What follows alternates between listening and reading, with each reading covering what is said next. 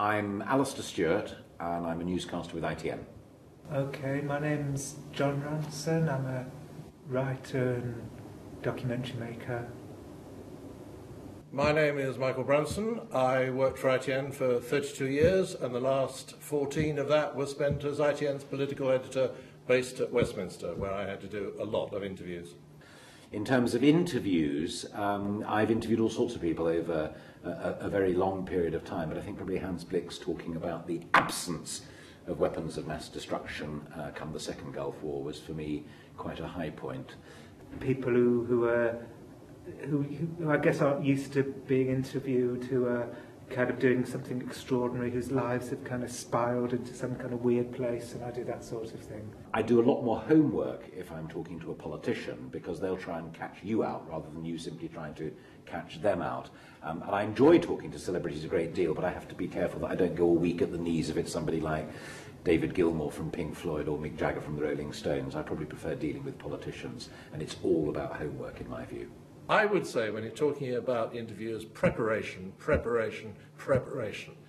You've got to know your facts, you've got to know all about your interviewee, even if it's only a short 4 or 5 minute interview that you're looking for a clip, because you don't want to be caught out. You don't want to be made to look a fool in the middle of an interview when the politician says, basically, you don't know what you're talking about. You cannot go in there full of self-doubt, and you certainly can't go in there ignorant.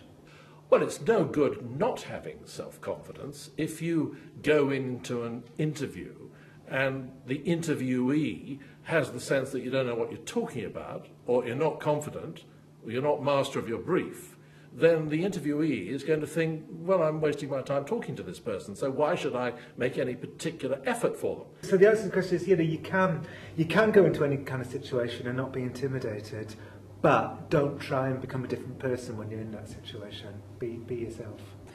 If I'm any good at anything in this business, it is actually ad-libbing, whether it's live out in the field covering the war in Lebanon 18 months ago, or whether it was doing my own programme when ITV had a news channel. And sometimes I think it's crucially important, if you're in a kind of mad story, to have somebody quite recognisable in the middle of that story. It's really important for the story. Well, you've got to have your wits about you. You've got to expect the unexpected. In my case, the most unexpected was doing an interview with Mrs. Thatcher about a year or so after she stepped down. And in the middle of it, the recollection of what she was talking about meant that she started crying. And that doesn't often happen in an interview.